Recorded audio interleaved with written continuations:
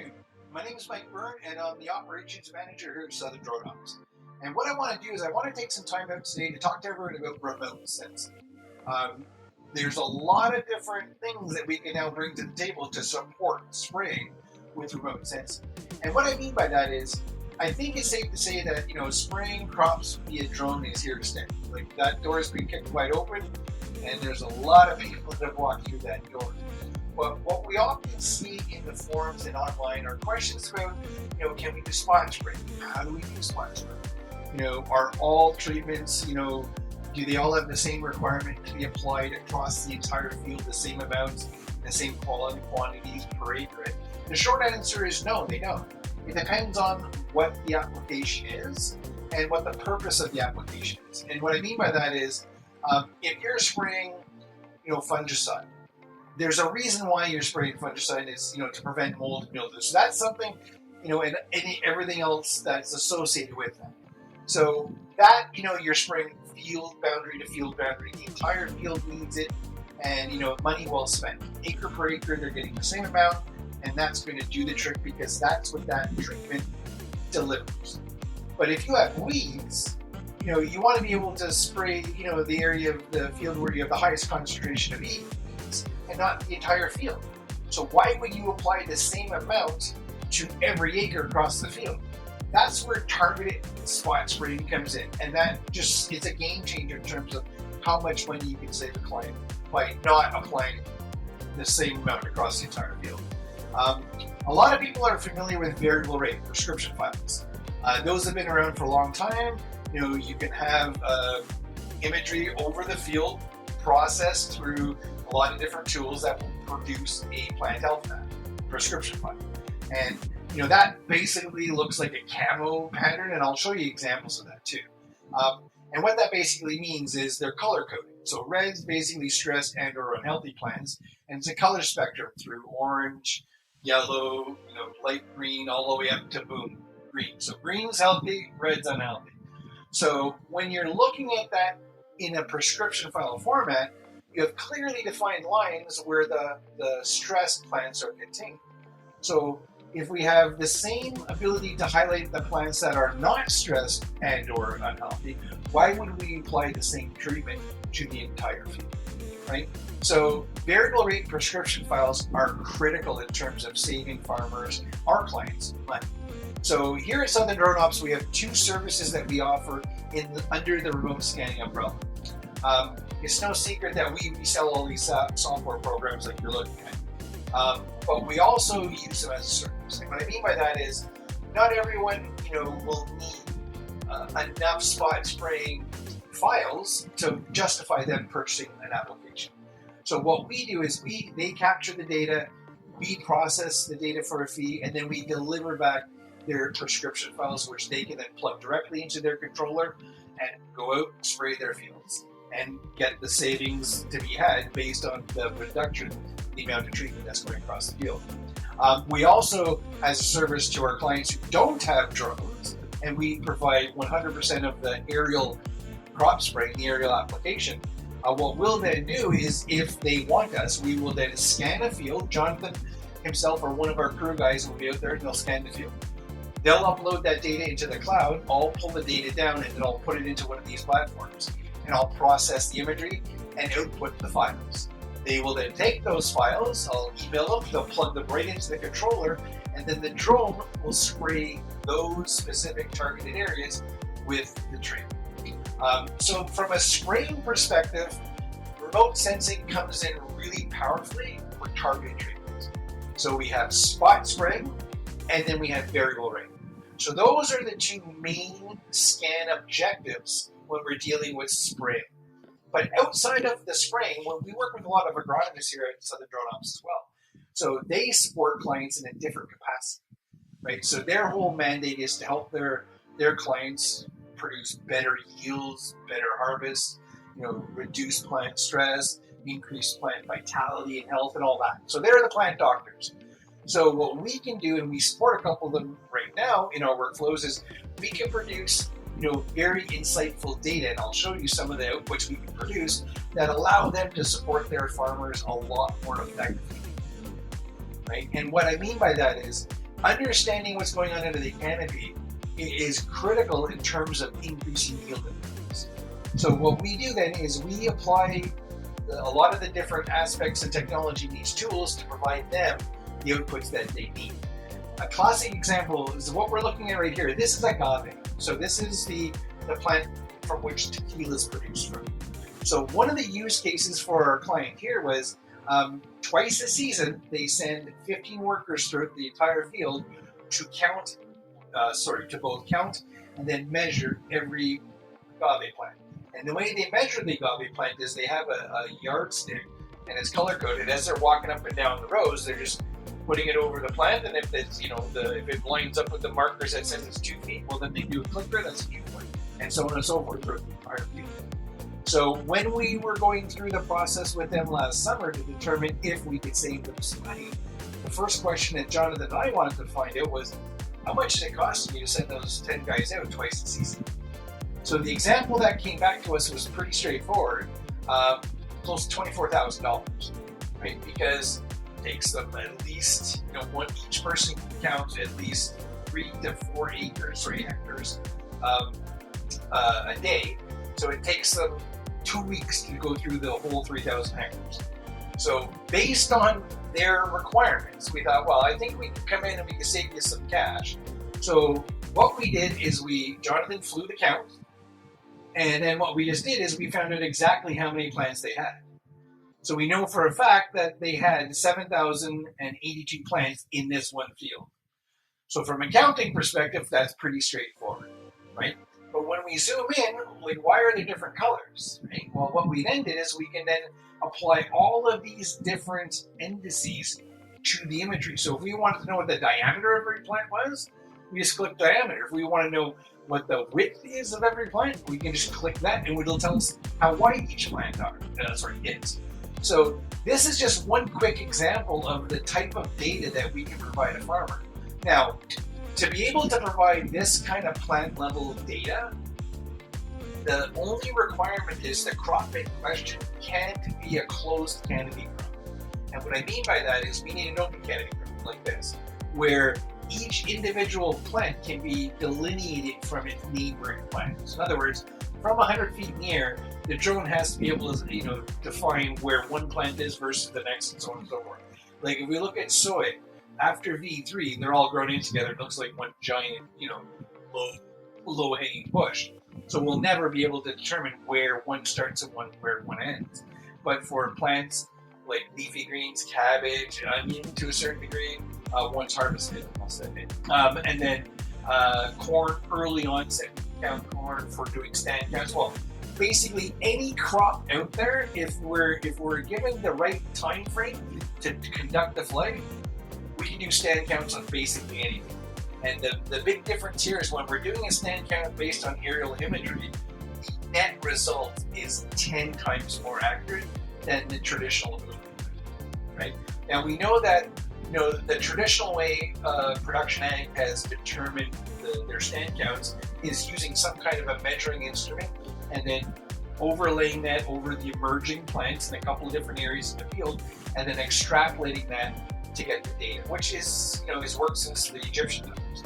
So you do get somewhat of an accurate, count. The difference here with aerial imagery is we're not getting a somewhat accurate count, we're getting an extremely accurate count. Every single plant is going to be counted. Now, to conduct a stand count with aerial imagery, that is one workflows that is a little more labor intensive from our perspective. And not from the technology's perspective, because it'll handle it. But we have to fly a lot lower and a lot slower. Because again, emerging plants can be as big as our fingers, right? They can be tiny, right? And it doesn't take long before, especially soy. I've seen enough soy stand counts in my 5 years of doing this that there's a very small window to get your stand counts in. But needless to say, we fly lower, we fly slower, and then we can actually tell you not only what your exact stand count is, but where in the field you're not getting germination, right? So that's something that you just don't get. Even if you're hula hoop or whatever technique you're currently using to perform your stand counts, even if you get a fairly accurate count, you'll never know in the field where you're not getting emergence. And that's just as bad as not knowing your count to a certain degree. So I just wanted to take a little bit of time to walk you through some of the different outputs that we're working with our clients to help their overall harvest. So understanding that there's a lot more that you can do with aerial imagery is going to bode a lot further in the terms of services that you can then start offering. I'll show you two more quick little data sets just because I want to sort of give you that three-dimensional understanding. This is a large field of hemp. And if you zoom in, there's a lot of hemp plants in there. So could you imagine counting all of those plants? It would be extremely labor intensive. So if we flip over here and I just go to sand counts, well, there we go. We have a fairly accurate count of every single plant across the field. So we can determine how big they are. Right? For yield, it somewhat depends on the crop. Blueberries, the size of the blueberry bush is a direct indicator for yield because the size of the bush determines how many berries and pints you're going to get, how many pints of berries you're going to get off that. So size is a good indicator for yield, but just having a solid understanding of where they all are and the health of your plants is critically important. When we flip this over to health, now you start seeing a different, pattern emerging from the field. If you look down here, we know that there's some unhealthy plants right in the middle of the field. So it gives you a perfect, heads up on where to start conducting your field validation and scouting to figure out what's going on. I know what happened in this particular field. There was an irrigation issue running right up the main line, which was affecting that section. But again, it's one of those things that without an aerial perspective, you just wouldn't have that. So I'm going to turn this off for 1 second. I'll show you how the industry has done a pretty poor job of educating production ag in terms of how to interpret this data. And I'll give you a quick 2-second snapshot. So I've actually worked for one of the companies in the industry that provides this type of service. So I worked with a lot of people in the pharmaceutical side of the space. And in that side of the space, and those are educational ag, educational research, production ag, pharmaceutical ag, any like seed and chemical companies, all of those folks have been using this software for years and software similar to this. And what ends up happening is they don't need a lot of support from these companies in terms of how to extract the data because they all have PhDs. When someone with a PhD at Bayer Pharmaceutical looks at this, they zoom in and say, okay, look, I'm seeing some patterns here, and that's great. But for the rest of us unwashed, it doesn't make sense to me. That does nothing for me. But if I flip on a prescription file, I get a different understanding of what's going on, right? So this is what I was referring to before by having that camel pattern type of approach. So we now know that red's bad, red's unhealthy, orange is slightly less unhealthy, yellow is bad, and the lighter green is doing okay, dark green, leave them alone, they're fine, right? So what we can then do is this is set up right now for a John Deere Trimble with a 30-foot boom. What Jonathan and I like to do is we use a 10-foot for the drone, the T40 and the T50. We could go as far as the T as 3-foot, but we found from experience when we're doing a 3-foot, it's like a lot of battery changes, and the time it takes us to do this is extremely long. So what we do is we use the 10-foot, and what this now allows us to do is we can the same thing we were doing before. If we didn't apply this prescription file and create this map and download those files and plug them into the controller, what we would have done is we would have shown up, our crew would have shown up somewhere along one of the roads, and we would have sprayed boundary to boundary the same amount of treatment across the entire field. So all the healthy stuff would have got hammered with the same amount of stuff as the bad, the unhealthy, and the stressed areas receive, which again is waste of money, right? So what we do is we approach our farmers in this capacity. We explain to them what we're doing. We do the first flight to generate the orthomosaic, the map. I'll process the data. I'll create this orthomosaic, and then I'll apply the health indice. And then what we do is we work with them, the farmer and or their agronomist, to determine what the amounts per area is going to be done. Once we plug those volumes in, I set it, I download and export the prescription files. Jonathan plugs out, or one of our crew chiefs on one of the 2 crews we have, someone plugs them into the controller, and then the drone goes out and sprays those amounts in those areas. And we've been able to save some of our clients up to 70% of the treatment costs alone. Right? So there's a lot of savings to be had. And if you're out there spraying, we all know that the $15 an acre is holding pretty solidly across the country. When we're doing these types of targeted treatments, we're elevating our cost, and we're charging between $20 and $30 an acre, depending on the treatment, depending on how low we're flying. There's a couple of different variables, but generally speaking, we're charging $25 an acre. So we're generating a lot more revenue, but we're providing a lot more savings. Because if you think of how much some of the treatments cost, it could be from $50 to $200 an acre in terms of cost for those treatments. So if we can reduce the number of acres where you're applying those larger volumes, that goes right into our farmers' bottom line pocket. That goes right into their bottom line, because it's just money they're not spending on treatment that they didn't know they had, that they could save in that capacity. So these are some of the areas where we're taking the scanning technology and we're bringing it into our production spray systems and in our workflows. And that's doing really, really well. I'll show you another platform, and this software is branded with Southern Drone Ops, but this is Solby.ag, if anyone's interested. It's a wonderful program. The type of outputs that you can generate with this tool are just mind-boggling. They're stunning. You can do weed detection, and the AI, this right here, the plant counting algorithm, is probably the best in this space. For doing spot treatments, the only unfortunate thing with Solby is their prescription files work perfectly with the DJI model, with the Trimble, with any kind of a spraying system. It works perfectly. But their plant AI for spot treatment doesn't convert very well for the same file format. So we use pics for yields for this. So again, this was a field that our client flew. I processed the data for him, and I created the spot spraying map based on the weed that he wanted to get rid of. Right, so it's kind of like a sedge grass or umbrella sedge. I forget the exact name of what it was, but again, with something like this, we can create those targeted maps and then spray just those areas, rather than dumping herbicide across the entire field, because the entire field clearly doesn't need it. Right?